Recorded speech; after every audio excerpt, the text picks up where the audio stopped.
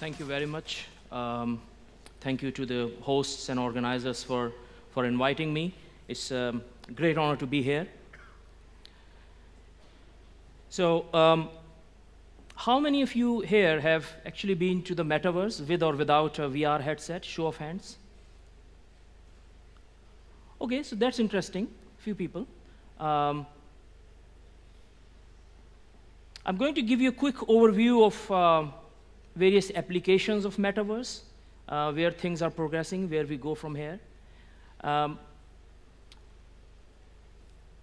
Just a little bit about me. So I'm the president and founder of the British Blockchain Association.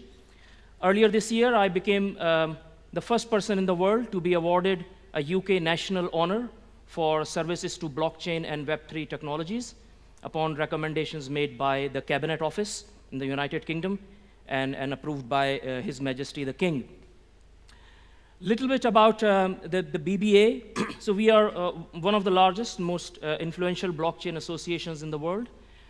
We are home to many of the world's first initiatives.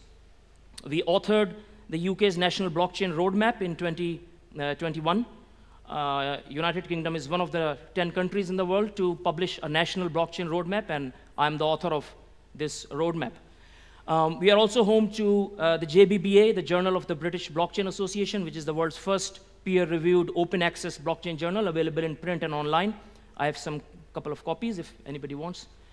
We are also home to the world's first Center for Evidence-Based Blockchain, Blockchain Associations Forum, home to 53 countries, a transnational collaboration forum. We are hosting our summit later this year. And many other world-class initiatives such as international scientific conferences, fellowships, and we are very global. Just our journal has editors in 78 countries. And last year, we became the world's first blockchain industry association to launch our Metaverse headquarters.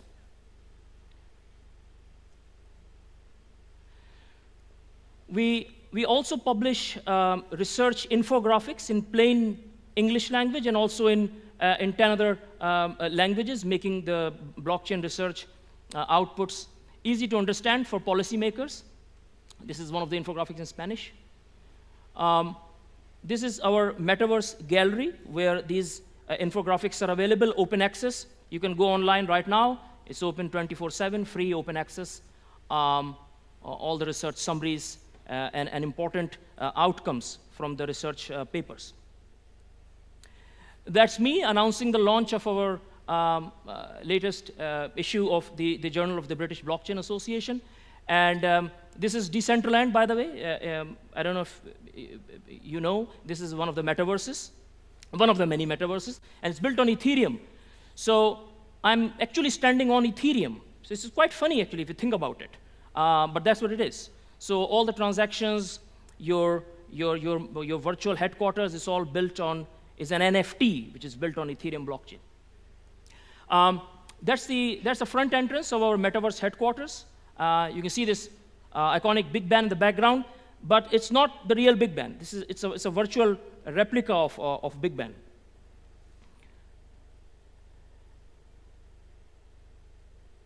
I don't know, this is a video. I don't know if it plays. Does it play?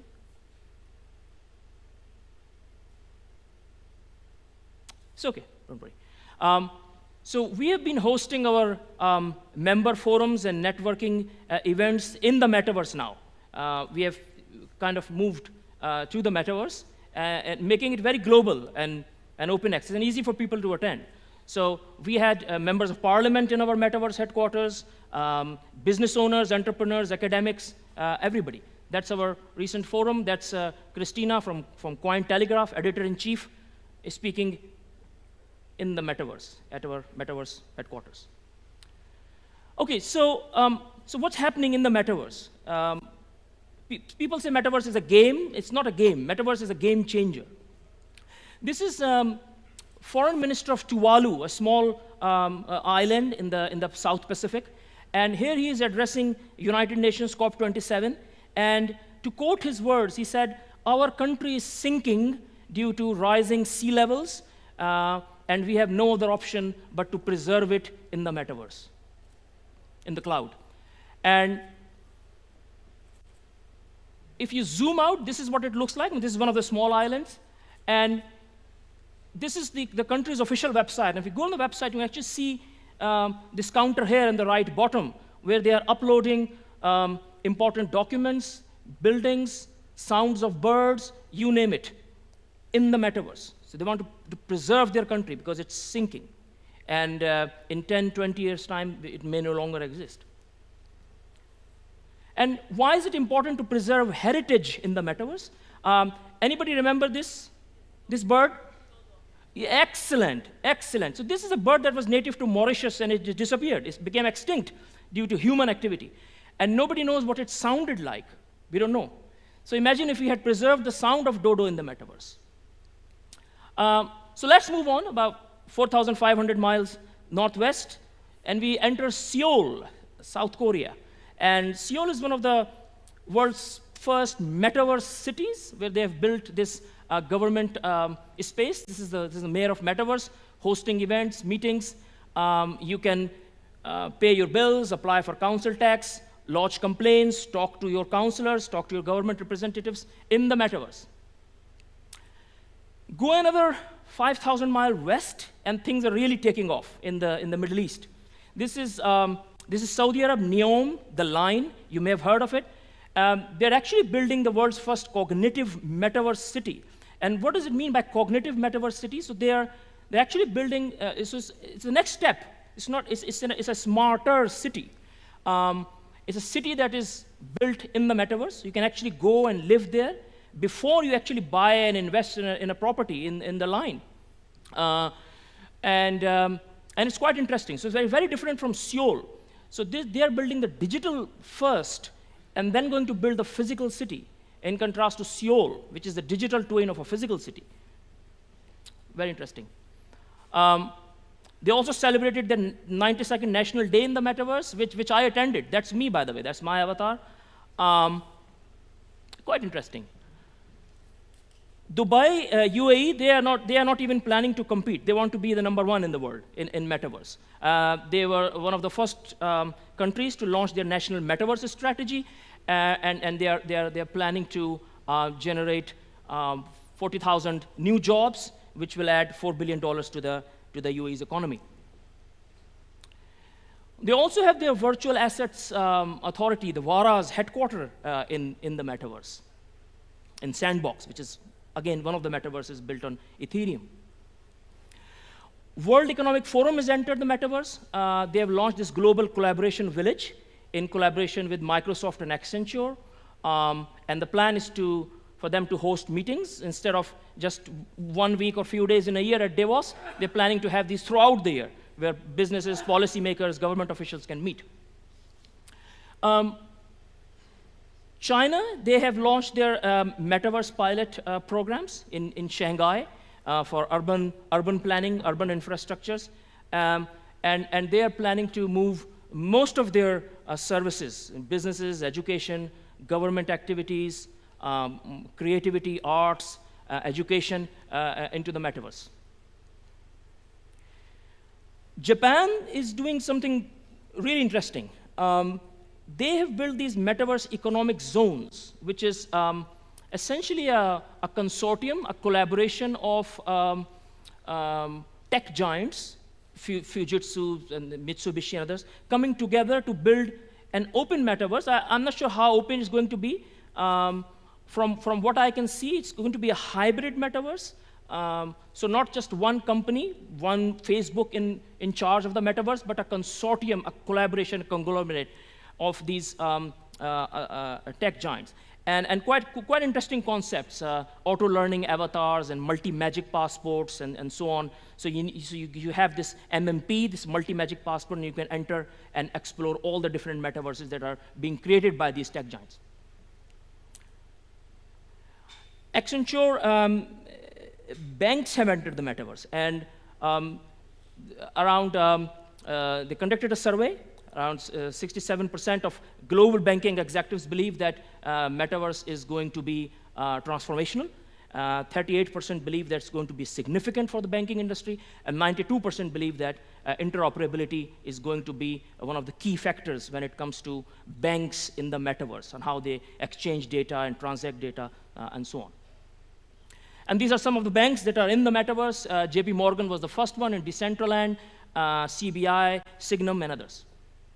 That's me, that's my avatar, exploring the CBI bank. They also have an ATM in the metaverse. Interpol, law enforcement agencies have entered the metaverse. This is Interpol's metaverse headquarters. Obviously, this is not open to everybody. There are 3 types of metaverses. You have open metaverses, hybrid, and private. This is a private metaverse. Governments have entered the metaverse. This is President Macron of France giving a speech to business community in the metaverse. That's the mayor of Orlando in Florida, in USA.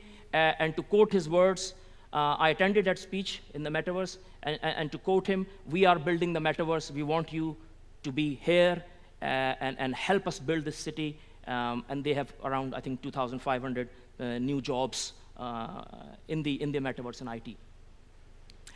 Columbia Court, they have hosted their first court hearing in the metaverse. Tech giants, quite a few of them now. You will find them if you visit Decentraland, Sandbox, and Somnium Space, and Axie Infinity, and so on, and others. You will find their virtual offices there. Faith and religion.